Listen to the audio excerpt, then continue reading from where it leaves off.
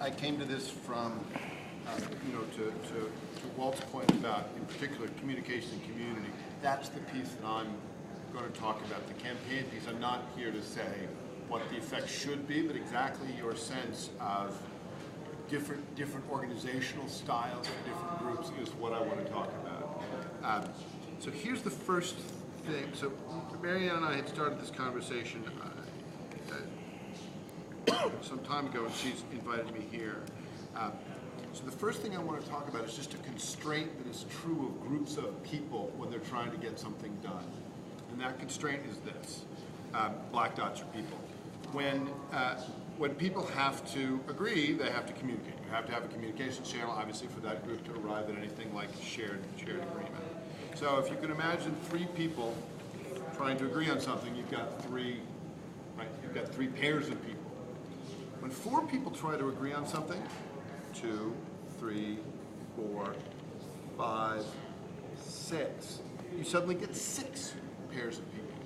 If you've ever wondered why it seems twice as hard to get a group of 4 people to agree on what movie to go to or what restaurant to go to, that's actually mathematically true. It is actually twice as hard because there are twice as many communications channels that go into coordinating large groups. The general math of this is really grim. As the group gets large, the communications complexity grows with the square of the group. So if you double the size of the group, you quadruple the communications overhead. If you increase the group by 10, you increase the communications overhead by 100. So the general observation is complexity grows faster than scale. Right? The group gets complicated faster than it gets big. And so it can seem as if, right, we had this little tight group and we all understood each other and we were all focused. And then, because we were succeeding and we attracted more people, we kind of lost the sense of what we were doing. It's easy to attribute that to a purely psychological change in what the group is doing. But at least some of that overhead is just literally this. You just can't have a large, intimate group. Those things are in permanent tension. That's not movement building. That's not even sociology. That's just math. Right? That's just what happens with math. Walt alluded to this. The response to this has to be a way to keep the group cohesive while lowering the number of communications channels. Right? You can't have everybody talking to everybody all the time, or communications overhead just eats every other possible action. In the field of software programming, a guy named Fred Brooks famously observed in the 1960s that every time he added more programmers to a project that was late, the deadline slipped further. Adding more programmers to a late project made it later, because although you had additional help, you had even worse drag from communications overhead. There are, broadly speaking, 2 responses to this problem at scale. One is hierarchy. Hierarchy works very well for moving messages from the top to the bottom, for keeping clear lines of communication, for understanding what the message and focus is. It works incredibly badly for independent action, for novelty, for getting information from the bottom to go up through the hierarchy. Hierarchies are also incredibly brittle. If you are under attack, if you are in a hierarchical organization and you're under attack, it is very clear how to take down the hierarchy. You just take down the top and the rest of it is done. Cut off the head and the body will die, as is often said of hierarchical organizations.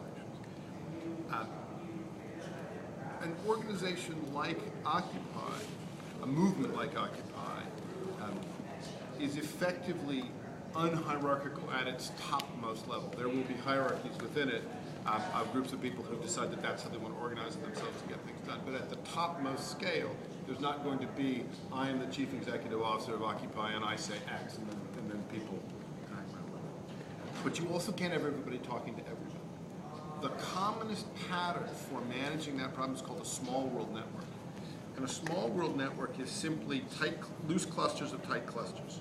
Right? So if you imagine a group of people, right, this is in a way movement nirvana. Right? This is small groups of people, all of whom know each other, right? The 5 of us, the 10 of us, we can sit together, we can look at each other, we all know each other, we see what's happening, we feel it together. You can't do that with 100 people, right? You don't want to give up the value of the small focused group, but you also don't want to be swamped by the communications overhead. So what a small world network does is it builds clusters of clusters. It says we need these tight groups to do what they're going to do, right? But we also need them to communicate with each other. Now, if I went and drew a red line between every member of this, notion 25 person network, I'd run out of red ink. My paper would bleed red before I was done. What the Small World Network says is you have loosely connected clusters of tightly connected clusters. So when you think about Zuccotti and you think about the kitchen talking to first aid, it looked something like that, right? There were a bunch of people working on the food, there were a bunch of people working on comfort, there were a bunch of people working on first aid. Some of those people knew how to talk to one another. It was not the same as everybody talking to everybody, but it kept the message path, as it's called, short, the degrees of separation short. It kept the density where the density needed it to be, and it kept the network as a whole functional. So what Walt did when the group grew, we were going around an exercise when there were a small group of us, saying, okay, now each of us will introduce ourselves in turn. The group scaled, and Walt implicitly said, okay, we are now too big to do this everybody talks to everybody thing because that communications overhead drags all of this down. But clusters of groups of 3 with people overlapping is a good solution to this. So first of all, this is, I think, where the Occupy movement effectively is, just by virtue of its, both its kind of organizational schema, but also its political goals and its outlook on participation. What this in turn means is that there is a trade-off between size, coherence, and time. A small group can achieve complete consensus in a short time. And that's that great feeling. We know what we're doing. There's a handful of us. If you look at the video of the team that projected on the wall of the Verizon building during the Brooklyn Bridge thing, right? It was a group of people, they were on a single idea, and you could just kind of feel what it felt like for them to work together. Once you get to be a large group, there are things that only large groups can do, but you can't have everybody in the large group completely in sync. That's partly because of the scale problem. That's partly because large groups can't self-police or self-organize in such a way, and so there will also be classes of attack that involve infiltration. And it's just a function of trying to do oppositional movements at large scale. So the GA in particular feels this. Right? If you've got a small group of people and you can trade off, if you've got a small group of people, you can get a high degree of consensus in a short amount of time. A medium-sized group of people, you can get a high degree of consensus if you're willing to spend a lot more time. And the GA meetings, that is often the response. We are going to arrive at consensus, but we're going to do it by investing. At a large scale, it's just broken. The trade-off between, there is no amount of time that you can add that will get the same amount of consensus as you get for a small. I don't know what this means for the GA, right? That's obviously a long and complicated question. But I do know that we can't rely on the GA to generate large-scale consensus in an acceptable time past a certain size. So that means, in many ways, the model, the organizational model of Zuccotti is kind of the model for all aspects of the Occupy movement. There are groups here, there are groups there, they are pursuing their own thing. They actually can't be stopped by other groups critically, but they have to coordinate. I was very struck, one of my brilliant former students, Dan Pfeiffer, had developed software that he thought might be useful for the people in Zuccotti. And he found some people to write to and say, can I offer you these tools? And the long mail came back about technical details and so forth. But in it was in a paragraph that I thought, well, that's really interesting. And they said essentially, A, you don't need our permission. And B, we couldn't really give it to you anyway. Go down to Zuccotti and try it. And if people dig it, then it will become part of the movement. We couldn't stop them. And if they don't, we couldn't make them.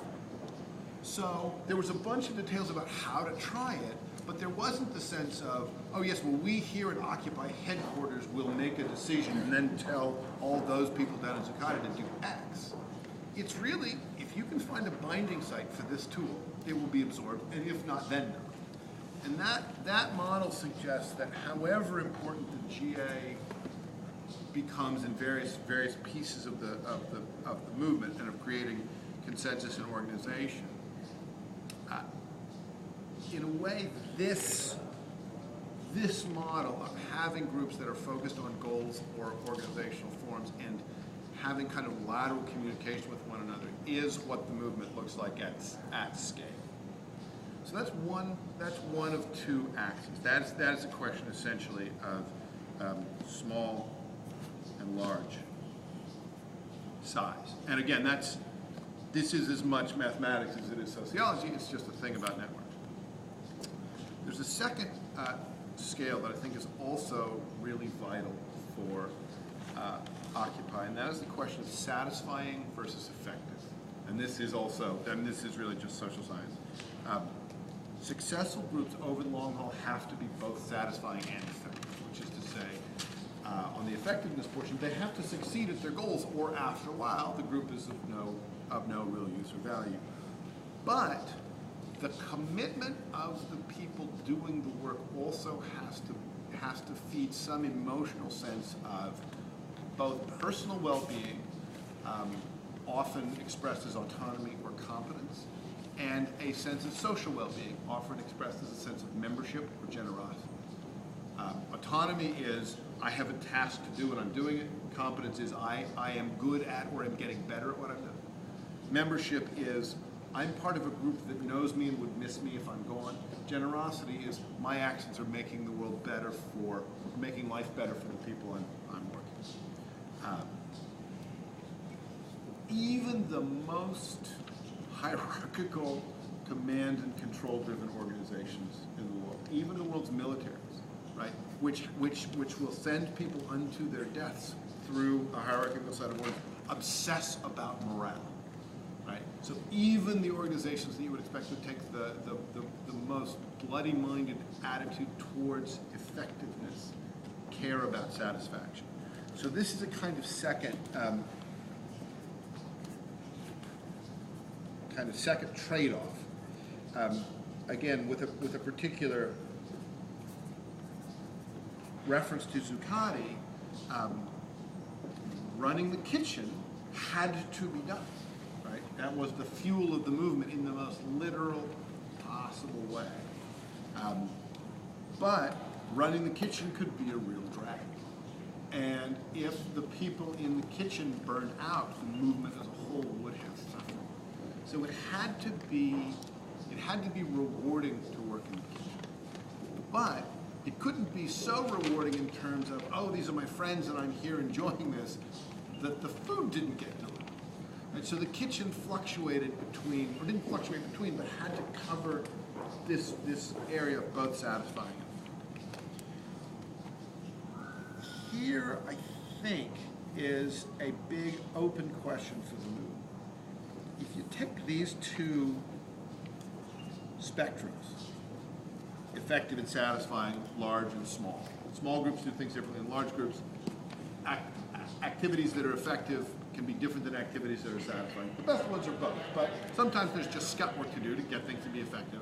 And sometimes there's pure just hugs and community building that doesn't accomplish the group's goals. Right? So they're both spectrum.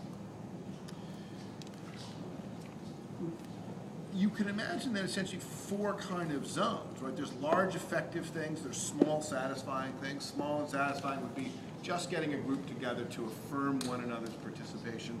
Large and effective is an attempt to, say, take the opening bell or shut down something. One obvious question for the movement is which one of these quadrants matters most? And the answer is that's the wrong question, because if you remove any one of these quadrants, the other ones all So there are going to be people who are better, just better, in small groups. There's going to be some people who, I think of it as stage manager energy, because I came from the theater. They're going to be there, small and effective. There. I'm working upside down, sorry. Small and effective, right? We're here to get a job done. I know how to get this job done, right? What I sometimes think of as EMS energy, right? You know, just this is what we're here doing. There are large and satisfying things in which the principal effect of putting the projection on the side of the Verizon building was a morale boosting communication, principally to the people on the bridge. It had the effect, obviously, of being mediagenic in a way that spilled outside, but just the roar of, oh my God, that's us talking to ourselves, right? So do you say, do we need more projections? Or do we need more of the kind of EMS laser focus? And the answer is yes. We need more of that stuff. The one bad thing that could happen is people start arguing about which one of these things matters most, rather than I'm good at this part, and so this is what I'm focusing on. I think the three things to do. So we're talking about this, and I'm sorry I'm talking so much. I'll stop. Right after this.